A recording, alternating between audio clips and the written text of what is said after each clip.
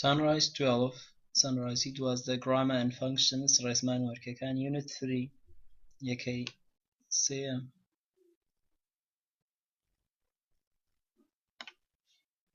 Students Book page 20 کتێبی خوێندکار لاپەڕە 20 Active and Passive بەکاردیار و بەکارنادیار By plus agent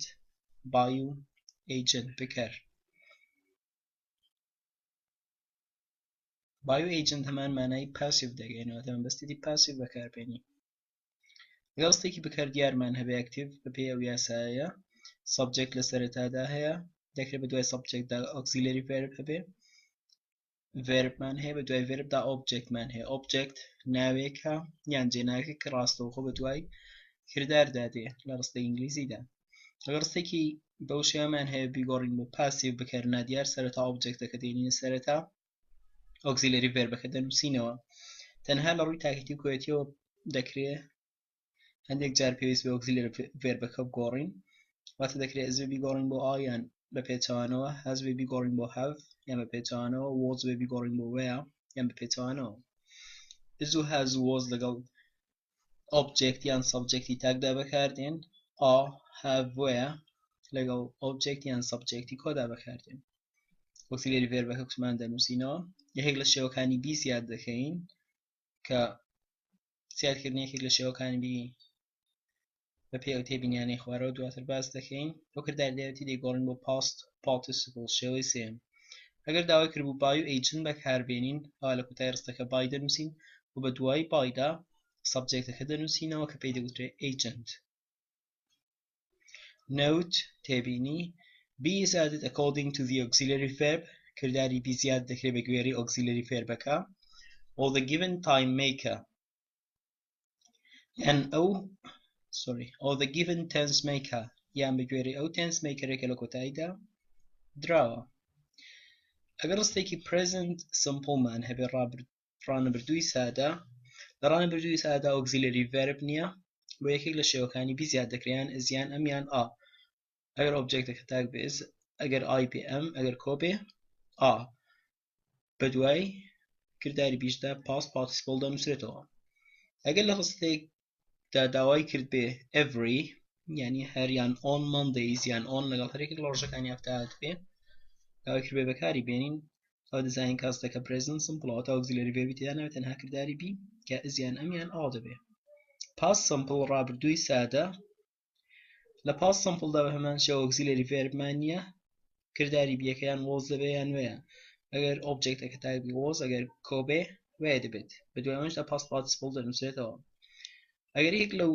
دەستەواژانیدا بوو بۆ داوای کردبوو بەکاریان بێنین yesterday دوێنێ last ڕابردوو ئەگە و لەمە پێش back in لەگەڵ کاتێکی ڕابردوو ئەو پێویستە بە past simple ڕستێکی passive دروستکەین present continuous ڕانەبردووی بەردەوام لە present continuous دا auxiliary verbمان هەیە کە دەکرێت ئزیان ئەم یان ئا بێ بە دوای ئەواندا شێوازی بی زیاد دەکرێت کە بینە و دواتر past participleمان هەیە ئەگەر لە کۆتایی ڕستێکیدا ناو at this moment هەردووکیان بمانە ئێستا بەکاردێن یان at the present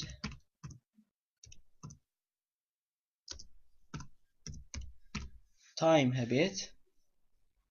ئەوە پێویستە بە present continuous ڕستەکە بگۆڕین بۆ passive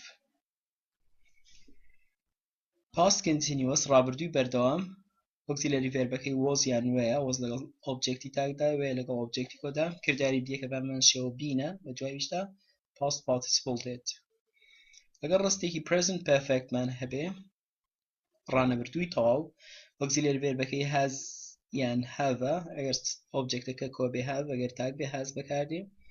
بە دوای have لەگەڵ hasدا past participle پێویستە بێ بۆیە شێوازی بیەکە دەبێتە been و بە دوای بیندا past participle کردداری ناوڕستەکەی بەکاردێنین ئەگەر لەگەڵ ڕستەکەدا و دەستەواژانیدا بێ بەکاریان بێنین just already recently هەرسێکیان بەمانی تازیان بەو دواییانە دێن ئەوە پێویستەیان لە دوای have و hasەکە یان لە پێش have و hasەکە زیاد بکرێن لە ڕستە بەکارنادیارەکەدا ئەگەر so far-یدا بوو لە کۆتایی زیاد دەکرێت وەگەر نۆتیەتیدا بوو نۆتەکە دێتە سەر have یان hasەکەی بۆ یەتەکەش لە کۆتایی زیاد دەکرێت واتر کاتی هیچ لود استعاش من هو پیست present perfect به و passive verse دکن. future simple دهاتوی ساده دهاتوی ساده auxiliary verb که زربه کات ولا يعني وصيات دكين دشكري is am a legal going to بكاربيني هرچند is to am a legal going to auxiliary verb نبلا ما دشيني auxiliary verb دايتنين بدواي wolda وبدواي is am يعني a legal going to بامن شو كرداري بيده لبروي infinity بيان بدواده وبدواي كرداري بيشتا past participle ده اگر لكو تايرستا كده وشي next دا بكاربيني يعني دا to tomorrow بياني tonight am show 2012 و بيستا رستا passive اگر future simple بيواتا وول يعني زو مورا going to زياد كين بكرداري بيكش بيبيت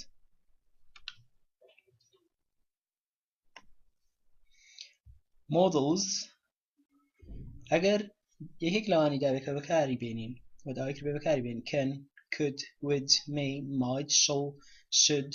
must have to has to had to و دیانو سینولا شوینی auxiliary verb بکا بدوی وانده کرداری بیده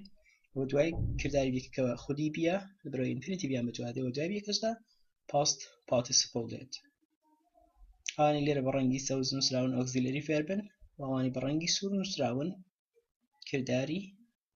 بین که اما زیادی اندکین دو تبینی لیر نسراون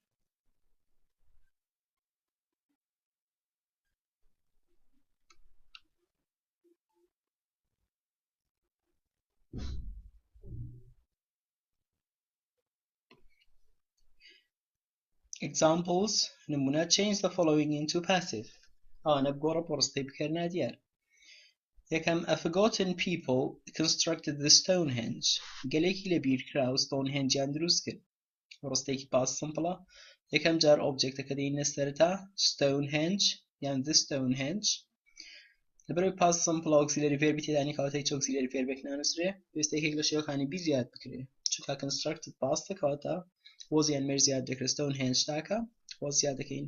كردار كشت قارين بوشيوي سيم بلام نير دك شيوي سيم past كي هريك شوازيان هي ويا construct خويدن سينو Stonehenge was constructed Stonehenge دروسكرا a forgotten people كsubject بو نمان مسيو توام خوفو has built a great pyramid خوفو هرمي كي قوري دروسكرتوا by plus agent by agent بكارمينا ما بس تيو كبي قارين بو بكارنا ديار object كده نسينو a great pyramid auxiliary verb كده نسينو has شوازي كي بيست زياد كين بدواي has ده been زياد ذكره built رابردو شوي سيما كيربو كويكا ده نسينو built by لكو تايش ده subject كده نسينو البروي بخوي داوي كردوا خوفو a great pyramid has been built by خوفو عربي كي مازلنا الآن خوفو دروس كراوا same the boy plays the guitar in the concert ركياري جيتار ليد دات لكونسيرت كده object كده نسينو the guitar لبروي present simple و the guitar تاكا زيادة كين لشوني كرداري بي the guitar is plays with a past participle played in the concert just I'm playing the guitar in the concert is played but in the concert ده كده object كده كاربين my friend is going to buy some interesting books how recommend يكتب سرن سراكش دكرت object كدين نسرتا some interesting books is going to لشويني auxiliary verb بكاراتو نبروي my friend تاك بلام some interesting books كوي كاتا ذك بيست بقرر بو طالعين going to كرداري بيه كشازي كان زيادة كاين بدواي بيدا تو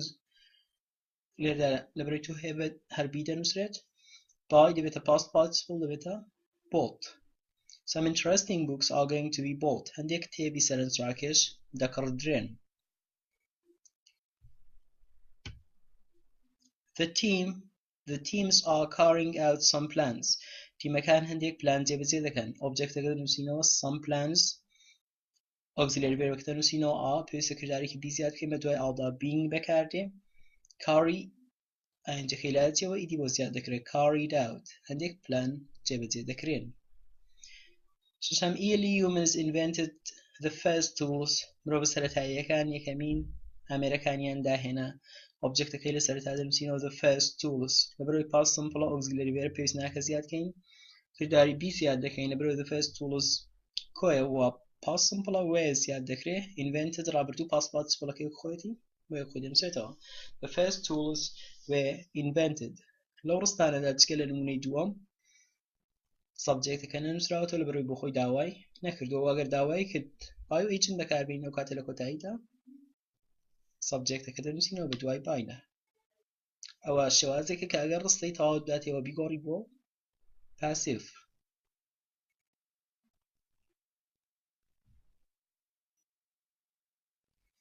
هەندێک جار ڕستەی تەواو نایەتەوە بەڵکو دەستەواژەیەک دەداتێک کە بەکردار لەستی پێکردووە و داوا دەکات بیگۆڕی بۆ پاسیف use suitable forms of passive شێوازی گونجاوی پاسیف بەکاربێنن یەکەم prepare a new plan for the project پلانێکی نوێ ئامادە بکە بۆ پرۆژەکە tomorrow سبەینێ لەبەرەوەی tomorrow داوا پێویستە future simple بەکاربێنین prepare verb بە دوای دا objectەکە هاتووە a new plan auxiliary verbێک زیاد دەکەین لەبەرەوەی tomorrow هەیە will زیاد دەکرێت کردداری بی زیاد دەکەین کە خودی بیە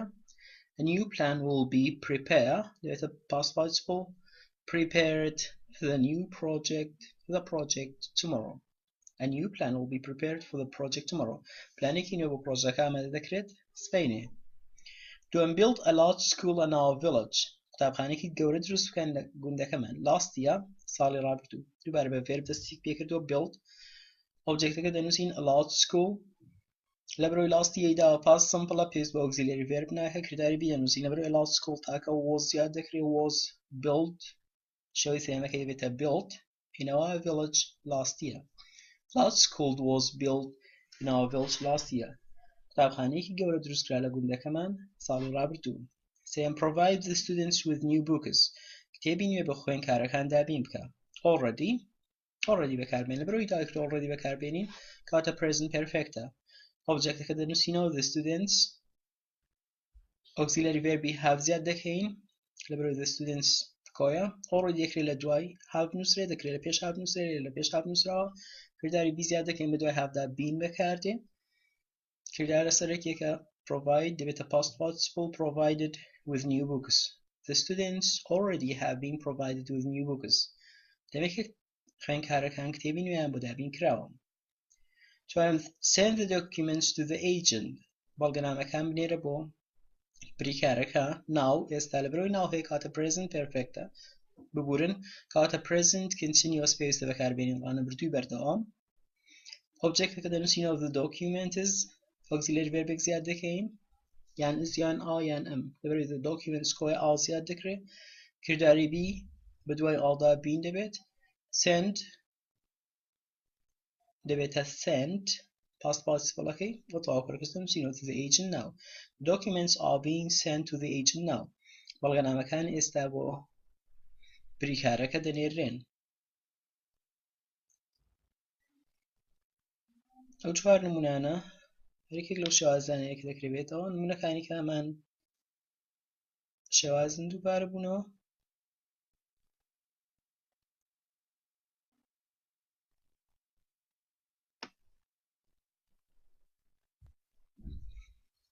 یان دەکرێت پێچەوانەوە نمونێک بێتەوە بنووسە change into active بیگۆڕە بۆ بکاردیار ئەگەر ڕستێکی پاسیڤمان هەبا بەو جۆرەی بۆ ئۆبجێکتمان هەبوو auxiliary verb دەکرا با دەکرانەوە کردداری بی past participle دەکرا با و agent هەبێ ئەگەر ڕستێکی پاسیڤ گۆڕینەوە بۆ active یەکەم جار سەبجێکتەکە دەنووسینەوە کە وشەیە بە دوای بای داهاتوو ئەگەر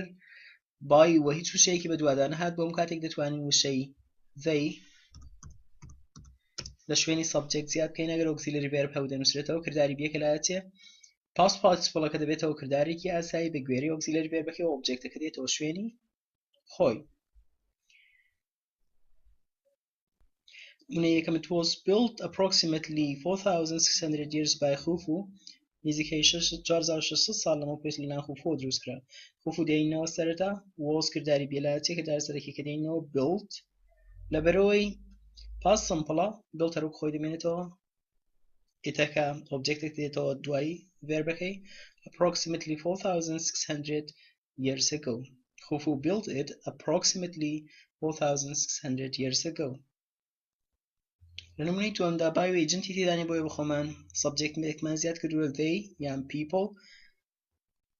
کردداری بێکەلایەتی is فەرمانی سەرەکی دەنووسێتەوە لەبەرەوەی present simple نو بەکاردێ و تەواو کەرەکە تاکو